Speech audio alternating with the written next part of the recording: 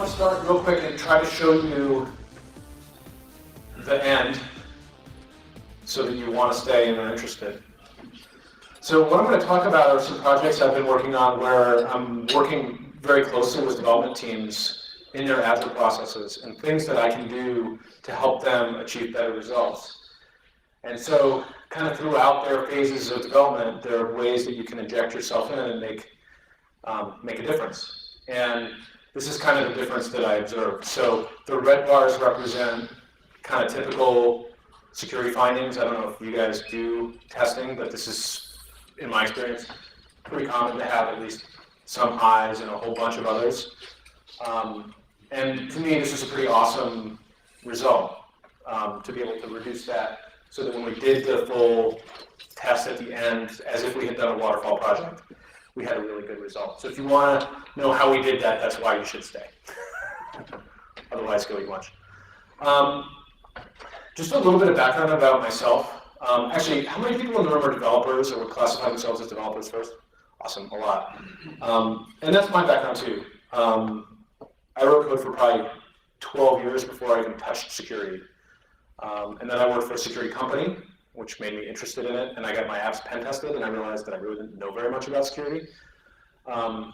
Tried to learn, ran into a lot of the probably typical difficulties with communication and other things. And about 3 years ago, I started my own company so that I could focus on working with developers in whatever way I thought was working the best. And so that's what I'm here to talk about. That's what the name comes from. Can anybody tell me what an Inception is? Any of the developers in the room know what an Inception is? Not you. Go ahead. So we're between concept and business case? Okay.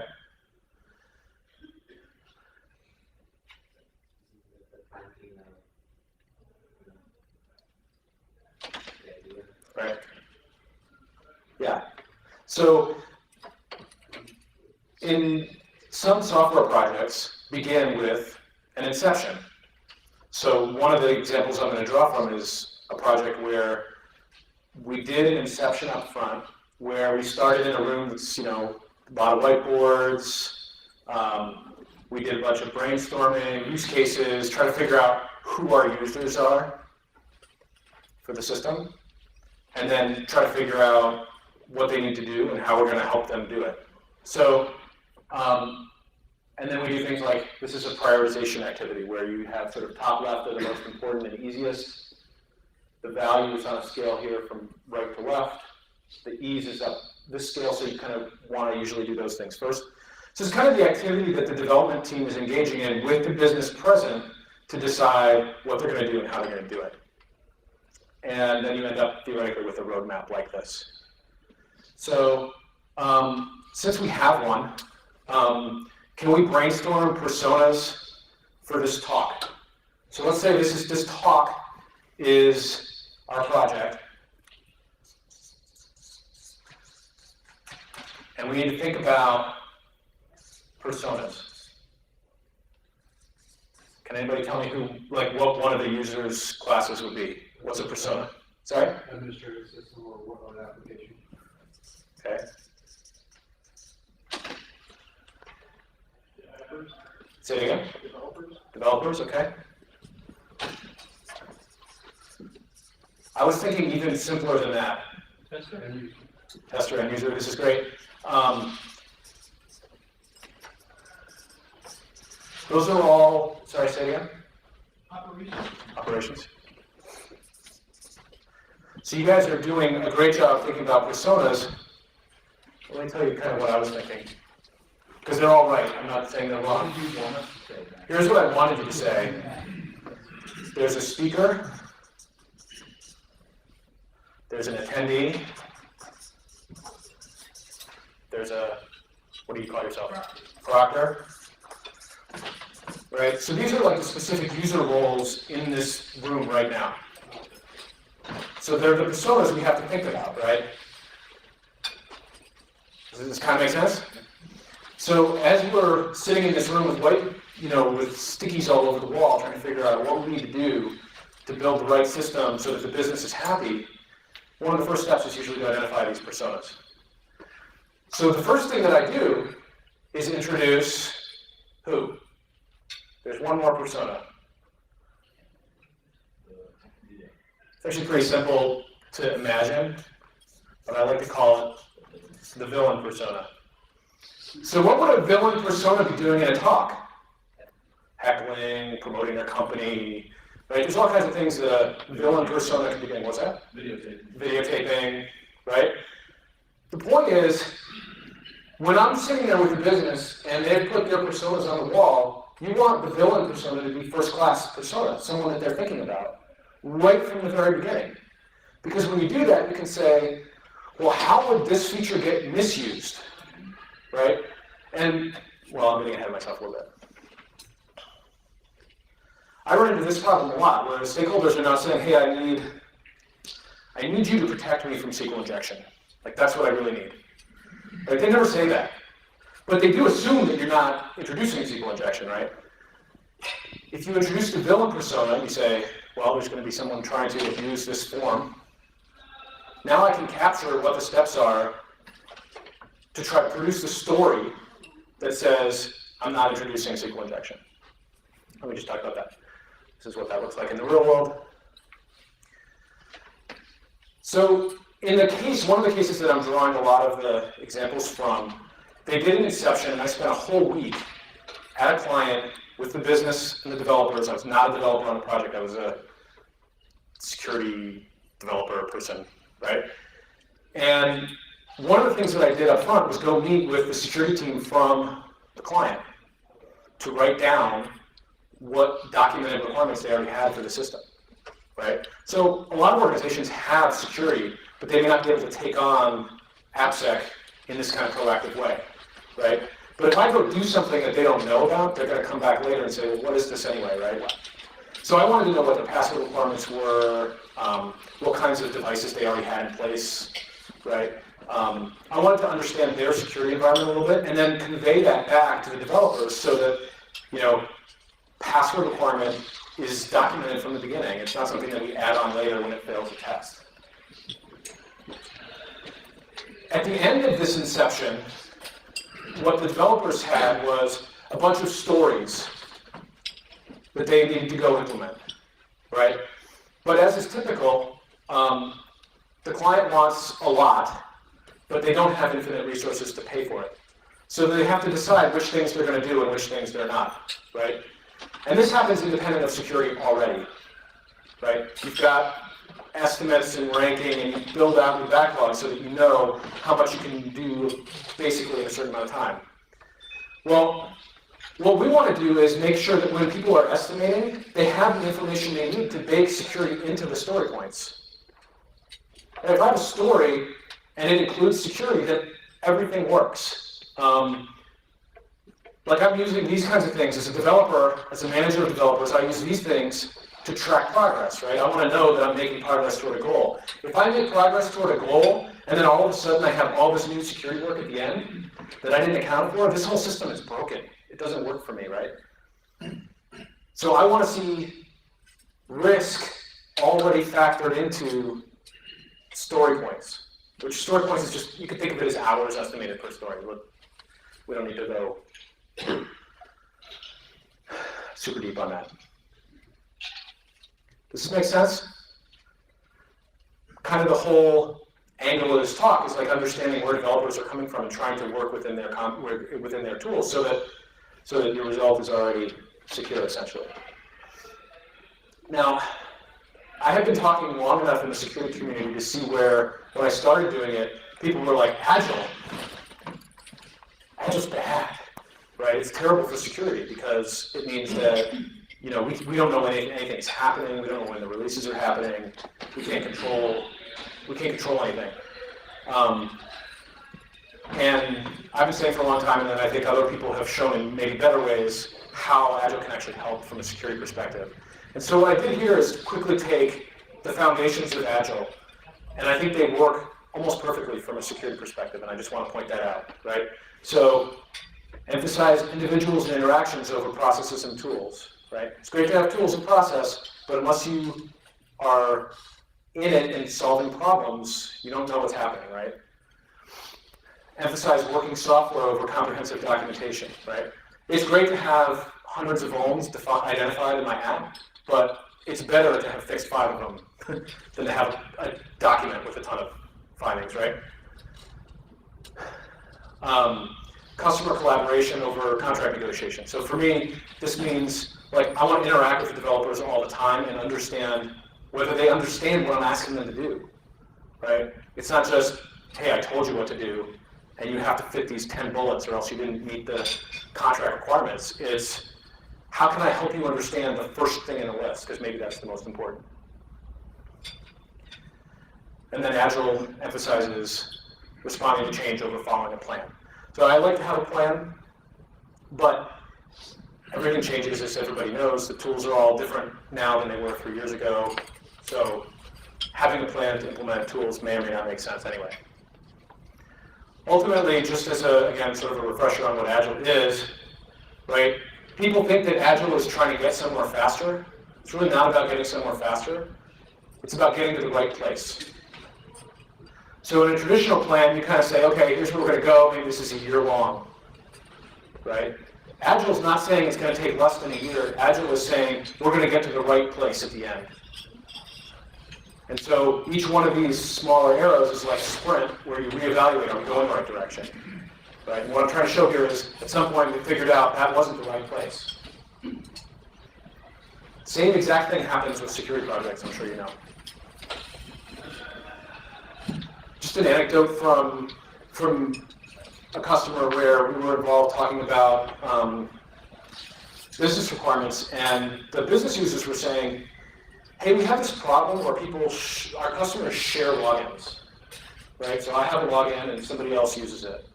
They share it between locations. And they said, well, what should we do about that? I said, oh, well, two-factor, of course. And the developer's like, oh, okay, huh. Business is like, well, what would that look like for our users? So I described pins and gave examples of systems they'd already used that have two-factor available. They said, oh, we can't do that. You know, that won't work for our users. And we said, okay, you've defined that the requirement is not two-factor. That's a great outcome, actually. Right? I mean, we sort of are probably pre-programmed because we're in a security conference to think more is better. But you're always making trade-offs about resources. So when you say no to something, it means you're going to do something else, probably. And so two-factor in this case was not a fit for them. I thought it was a win to say, we're not doing two-factor. The development, the security organizations knew it. The business had said, we're not doing it, right when they thought about it. They never had to come back around and say, oh, I can't believe we didn't do this or whatever. We talked about it right up front. What's two-factor? So it's where, like an example would be, I use two-factor with email. So when I log in, I have to give my password, and then it sends me a PIN code, and I have to enter the PIN code. So because I have a phone and a phone number that they know, they feel more confident that it's me coming in. And there are different ways you can do two-factor with certificates and other things. But the idea is it's like something you know and something you have, some other thing. Any questions about that so far? Feel free to stop me. I'm agile. Another example I want to raise is around auditing. So developers don't really think about auditing a lot. You know, we sort of write logs to get information we need to fix problems. But if you've been writing software for a long time and you've ever had a breach or a bug or a problem, you probably know that if you don't have auditing information, you can't ever tell a customer what actually happened. So as an example from my real world, I worked on a system where a customer saw other customers' data, right? Really bad bug. It was actually more of a business logic bug than a security bug in certain respects. And we fixed it immediately. And the first question that the customer asked was, well, how do I know somebody else didn't see my data? Right? And luckily we had done some auditing, and so we knew that when people were reading, we could see when people were reading records as well as writing. So this is something that we were able to specify up front. This is required for certain types of data, maybe not all types of data, right? Does that make sense? Like when somebody's looking at an account, we need to make sure we track that that's been looked at by this user at this time. And when the developers know that, they can implement that easily. In the system, they did it with an aspect in Spring, and it took them probably an hour, right? Well worth it, once they understood what was needed. So on this project, the other thing I did was, if you're familiar with Agile, you get this backlog, right? And every sprint, you decide that you're going to do n stories. Let's just say n is 5 stories, right? So going into the sprint, you don't ever want to change what's in the sprint while you're working on it. But you need to decide what you're going to do next. So typically, like a senior technical person in the business, they'll be looking at those stories before they get into the current sprint so that the developers can focus on right now what we're working on. So what I would do here was I would go look at the stories before they ever got to the developers. And on a lot of stories, there are what's called acceptance criteria. Acceptance criteria are, you know you fulfilled the requirement because if you put in a bad zip code or you put in a letter where there's a zip code that should be all numbers, the system validates and tells you it's not okay, or whatever, right? Acceptance criteria are usually what QA uses to say this does or does not pass the requirements of the story. Well, if I say that the acceptance criteria also include this class of users should not be able to access this data, then I've articulated a security requirement in a way that the QA and the developer resources can already understand. So by doing that translation, you can actually build in the right kinds of authorization controls up front because you've defined them. And the business sees the same story and says, yes, that's the correct requirement. An admin from, maybe you have layers of admins and they shouldn't be able to see different things. So if you do Agile, you probably know that, like, way out, you don't really try to spend a lot of time getting things to perfect estimates.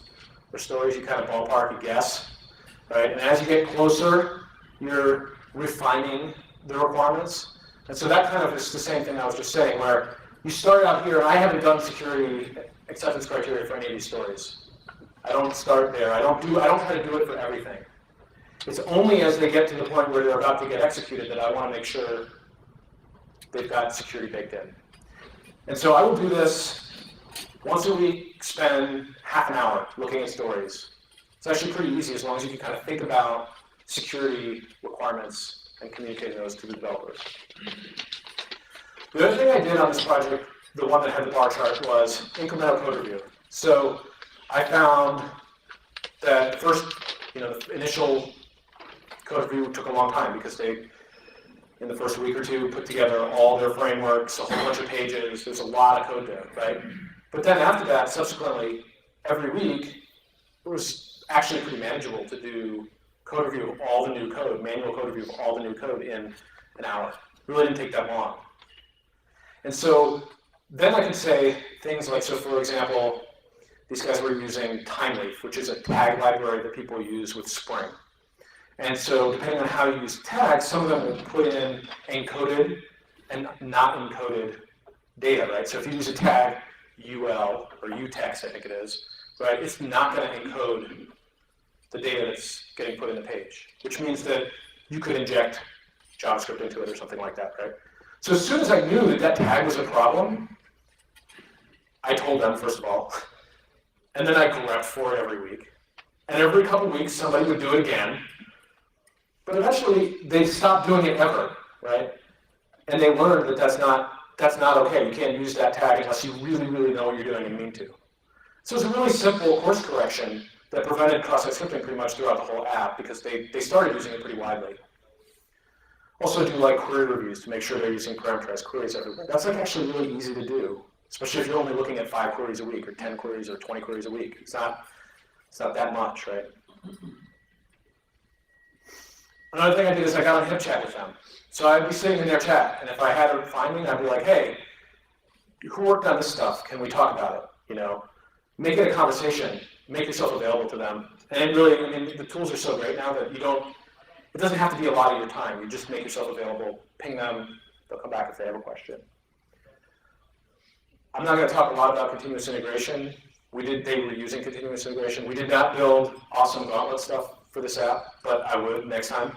And I'm going to actually have a project I'm going to do that for now because I think the value is manifest. right? Then the developers get feedback as soon as they commit. So one of the things, I mean, I like tools as much as the next person, and I use tools, and I write tools, so I really like tools. But one of the things I like to emphasize is, that kind of business logic bug where maybe somebody can see someone else's data, that's not something that most tools can even find. That's a really simple example of something I challenge you to find a tool that can find that. So that's why I really believe that engaging with developers like this is really important. Another thing that we did, I talked about the acceptance criteria. I had a different customer who was using TFS. I don't know if does anybody use TFS? It's like Team Foundation Service. So one of the things we did was tweak TFS to present checklists in a separate tab for each story, or task, or maybe both, so that people had to check that they had made sure there was not SQL injection in the code associated with that story before they could commit and move that story forward. Does that make sense? So you literally have little checkboxes and just check. And you have to be able to, it's a little bit of development to build that form in the database in the back end, but the result was that as they moved those things forward, they had it built in that there was a check. I don't know if anybody's read the checklist manifesto, but I thought that was an interesting thing. Another thing I like to do, and I do on almost all my projects, whether it's Jira or version 1 or Pivotal or Trello or whatever else the development team is using, use that. Don't make them come to you. They're all the same once you figure out what it is, right? A lot of times I'll set up a security project that looks just like their project. It has sprints, right? They can understand what I'm doing because I'm doing it in the same tool they're using. I saw somebody tweeted, and it wasn't in the talk, so it was in another talk, but somebody, I think it was Zane Lackey this morning, said, verify the false positives yourself before you give them to the dev team. And I would totally reiterate that. It's his knowledge, but I'm going to try to re-say it, because the minute that you give people items that you don't understand, or that they don't understand, or you don't understand that they're not real, then the developers start to question whether you're really adding value, and they don't necessarily trust you as a resource as much. And so a lot of what I'm doing, and again, I'm able to do this because I'm in my own totally different world, is engaging with these dev teams and trying to get them to trust me so that when I say you have to change something, they do it. So for me to say, oh, you have cross-site scripting, and they don't, they're going to find that out. They're smart. The other thing is, I didn't really say that, but I kind of feel like we should, when we're engaging with developers, start with the assumption that they're smart. Don't start with the assumption that they're dumb. I don't know if anybody saw my Builders Breakers talk a couple years ago, but that's like a big thing for me. It bugs me. Does anybody go to, well, I guess developers probably do. Does anybody go to stand-ups? Sort of. So stand-up sounds really complicated and feels useless when you first start going a lot of times. But what happens is you get to know what's happening on a project. So with these projects, I didn't go to stand-up every day. That wasn't necessary. But I would go to stand-up every week for 10 minutes.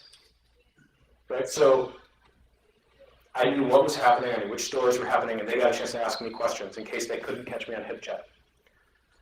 In stand-up, basically what we were doing is starting with a to-do list, moving cards from doing to done, right? It's a really super simple process. Your stand-up should basically be saying, do I have any issues or roadblocks, right? But it's also an opportunity for people to tell you they don't understand something.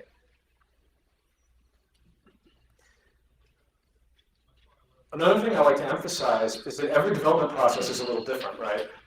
Agile isn't Agile isn't Agile isn't Waterfall isn't anything, right? They're all different. So which things will work is going to be different with different organizations. So you sort of got to figure out, is what I'm doing working?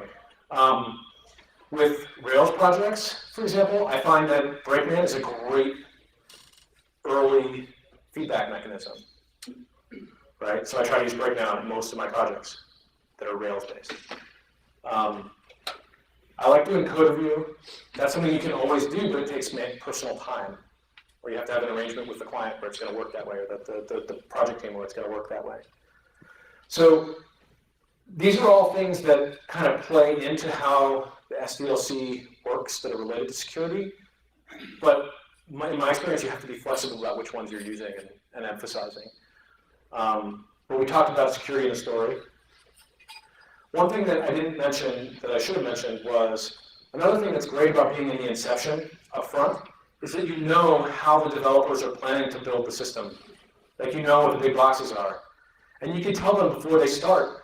Before them, in this case, that I'm thinking of, the development team committed to build the product in 4 months, probably 16 man months or something like that. Right? They were putting money and time estimates that the client was going to hold them to on this project.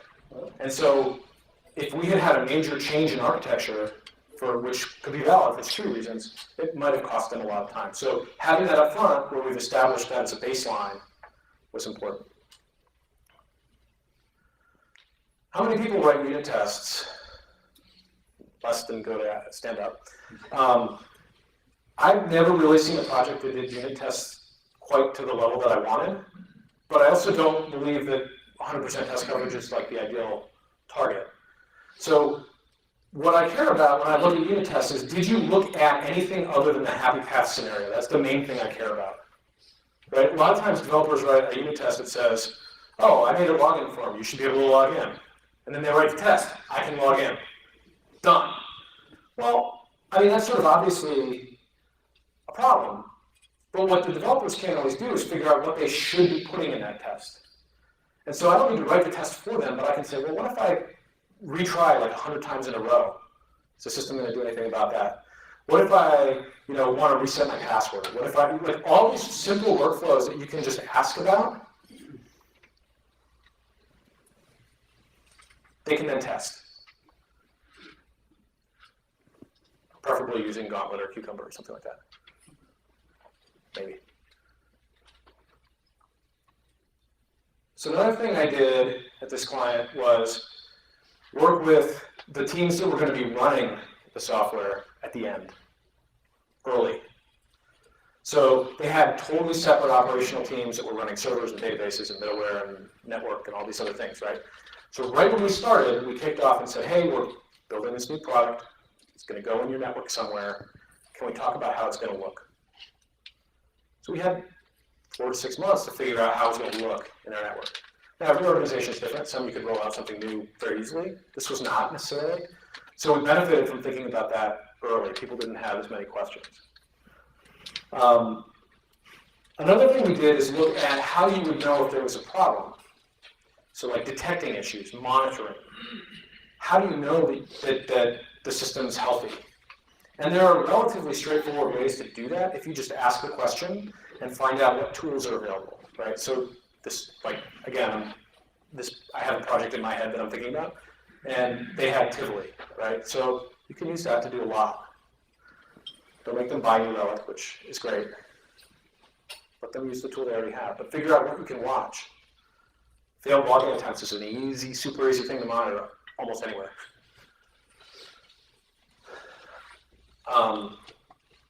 Another thing is looking at the challenges, not just I have the right information and I'm going to give it to you, as much as I have a perspective that we should talk about.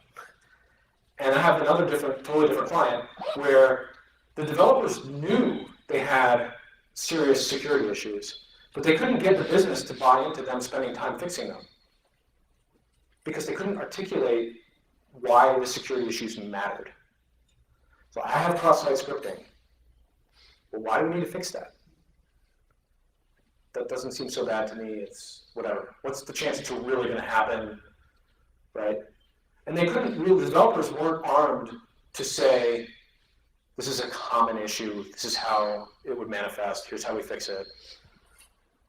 And so a lot of that particular engagement was just working with both the developers and the business to communicate about security. And that's not very hard, it's just we don't stop and do it very often. And a lot of times our clients don't give us a really easy way to do it, right?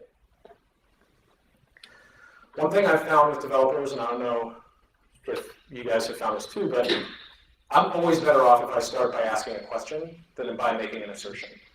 And so there are a couple of very specific examples I can give you. So I was looking at an application and I thought, I don't see any authorization logic anywhere. Like, how can there not be authorization in this app? And so I went and I asked the developer, like, I could have gone to the developer and said, you need to do authorization. And he would have said, the lead in this case was a guy, he would have said, it's there, you just didn't see it. At which point I'm like, oh, humbly go back, find something else to talk about. So instead I say, oh, well, how would authorization work in this kind of scenario? Where does that happen in the app? Can you help me? Oh, it's in an aspect over here. We did some of it in the controllers, we did some of it on the services, we did some of it in the persistence layer. Like, I didn't expect it to be spread all over those places, and I missed it, right? But sometimes mistakes are costly in terms of reputation. So I always find, ask a question. Sometimes you'll learn. Actually, in that case, I learned a whole way of handling security at a persistence layer that I had never really thought of doing. So I look at it as an opportunity, too. So now we're coming around to why I'm giving this talk and hopefully why you're here, right? So this summarizes kind of what the process was in a client, right? And a lot of things I'm talking about are kind of merging clients. But the highlights are, in the beginning, we started by doing a threat model, defining what our security requirements were going to be, communicating about our process, so that everybody, the business and the stakeholders knew. The business and the stakeholders are the same. The business and the developers knew. And then every sprint, we did code review and story review. And then at the end, we built operational and monitoring guides. And then we did the pen test, right? And that's the result. Like, this to me is still the proof in the pudding of sort of typical results and what we had for this, where we had done all these things.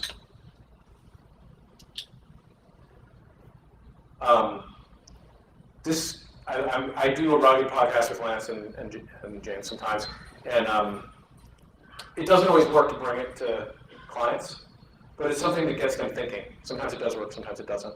Some organizations are ready to think about development this way, some aren't. Ultimately, like, this is how developers see security people right now. Like, this is how we want them to see us. This is how they see us. This is how we want them to see us. So, what I was trying to do in this talk is basically give you some practical, concrete examples of ways of integrating into an agile project and injecting security. We talked about this villain persona. Thankfully, I don't think there were really any of those in here, although I can't tell if it's copying, but we didn't have any hecklers. We talked about getting the baseline security requirements up front. We talked about story review, adding acceptance criteria to your stories. Getting your story points to reflect complexity. Doing things incrementally instead of all at once. Using the development team's tools. That could be continuous integration, it could be code review. Participating in the process, like stand-up. Helping them figure out how the system's going to run in the real world, and then stay involved and ask questions. I did want to thank my wife and kids. It's actually my wedding anniversary today, and I'm not home. It's terrible. So, LASCON, I love you.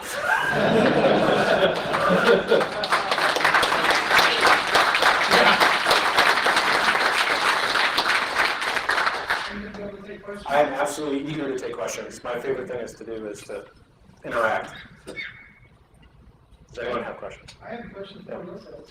So as a former project manager, I know that there are issues when it comes to delivering the product.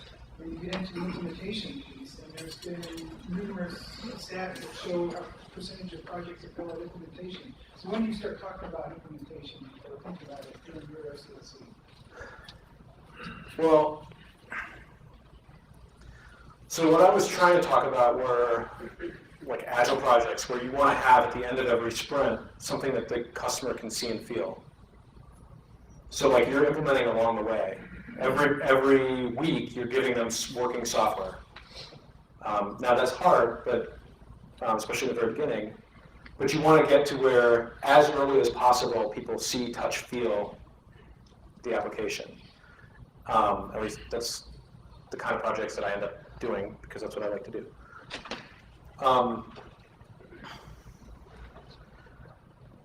And again, what the whole angle I'm trying to think about is how to get away from doing sort of checkpoint where you have to stop and evaluate security for an app at one point in time, more to like a sprinkling of pepper throughout the entree.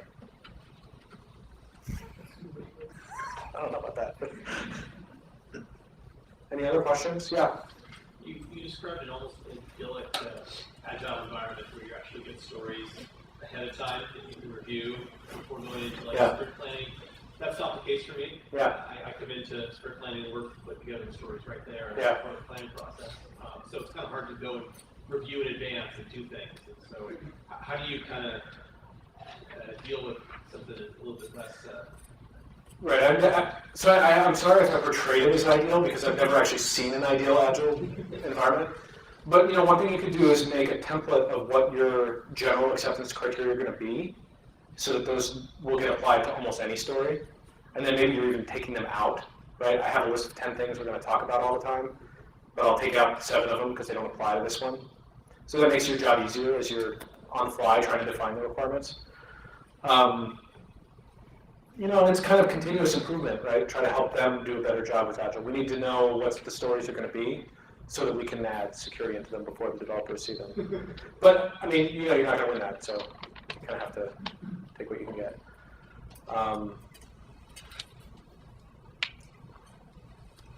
The other thing is to be a little patient, right? So, like some of the cases, I told an ideal story, but the reality was, even for that time-length example with cross-site scripting, right, it kept popping up, right? So rather than getting frustrated about it and saying, why don't you guys learn the lesson? It's sort of like, here I am, I'm just your little gentle reminder, I'm your office paperclip, whatever it is, right? I don't care what you think, I'm just going to remind you. Try to do it in a constructive way, and then, things change over time. That's another thing that's really hard is taking like a longer-term view, right? Because you see an issue and you want to fix it. But if you can take a little bit of a longer-term view, then you can fit in, because developers are already balancing a whole bunch of different stuff. The thing that's most important to you is almost certainly not the most important to them. Anyone else? Yeah? Any suggestions for getting moved into development work earlier on? I'm in the situation where I'm constantly, hey, we're putting this live tomorrow, you should take a look at it. I'm sorry. Or we did it yesterday, you should go take a look at it. Right. Well, I guess I'm sort of hoping that by telling this story, you have some ammunition of if we do it earlier, when we get to the end, we don't have all these issues. So kind of one of the things that most developers and quality folks believe is that if you find a bug more close to the time that it was introduced, it's going to be faster to fix it and cost less to fix it. Right? So if you can identify security requirements earlier, it's going to cost less to implement them than it does later, right? So that's kind of one of the arguments you could use. But part of it is just saying, hey, I'm available, and I'm going to go to a few meetings, like stand-ups, and get to know you guys, without necessarily expecting to get anything specific out of it, right? You have to kind of make yourself available, and then people will start to see you as a resource. At least that's my experience. Yeah, if you go and have a lot of demands right away, they already have a lot of demands. But that doesn't necessarily apply only to security, right? That could be anything. I don't know, I'm thinking about your question, I'm not sure what else to say. Fair enough. You know, I have become begrudgingly a fan of policy in certain cases. So another thing we can do is talk to people about having a policy, right? Find the person who's responsible, who's actually going to be, responsible when there is a security bug in the app, and ask them, like, do you have a policy for how it's going to get handled, and can I help you build one? And can we work on a policy that's going to be a little bit more proactive? And let them tell you how to engage a little bit too. Yeah. Cool, thank you. What else? Who would you recommend we vote for OWASP? Stop. I mean, I'm open, so. Well, you should vote for me to be on the board. Oh, I'm running for the OWASP board, yes, but you're bad. I didn't know. You're bad. I don't want to talk about that here. That's not my intent. Vote for Matt. I'm going to turn red. Yeah, there's the heckler. I got a question. Sure. How do you handle like the correlation between very strict password security requirements and the ease for the end user, to like recover their password, because the end user is like, for like a banking system, you don't want to be hassled with all these. You don't want to have this grueling password requirements that expire every 20 days, and it's long past, and then how do you handle, having a good secure system and then on top of that, let the user have a easy experience. Well, so, did everybody get a question? I don't know if I could give an easy answer to that, but I do think that, it is important to actually require complicated passwords. That's not something I would necessarily write off. But ultimately, what I like to do is tell the business, like, here's some information about what happens when we don't use complicated passwords, or we let people share passwords between systems, or, right, here are some examples of breaches where passwords were dumped and then cracked, right? That's why we need to use bcrypt, that's why we need to handle these in a better way. This is why two-factor is important. And start to explain to the business what the scenario is, and let them tell you what the requirement is. I guess part of what I'm trying to say here is that what we want to do, or what I try to do, is get the stakeholders to tell the developers how much security they need. And because I can't tell them that, I'm not a stakeholder. I'm not paying for the system. But if the business owners are saying this is a sensitive system, and we need to do the right thing from a security perspective, how much does it cost? Right, you try to give them some layers, some options, with not just cost, but also what does it mean? Right, this means that somebody could actually just run a brute forcing tool and in a period of time potentially crack passwords. This means they can't. This means they have to have something. This means they have a token we give them as opposed to something that gets generated. Does that make sense? I always like to give people more options than you actually want them to choose, especially harder options than you actually want them to choose, so that a hard option looks decent. That's like negotiation. That's not security at all, right? Does that make sense? And there's also a book called Security and Usability. It's like we had in a project that I worked on, we had the usability folks fight the security folks. So they kind of naturally conflict.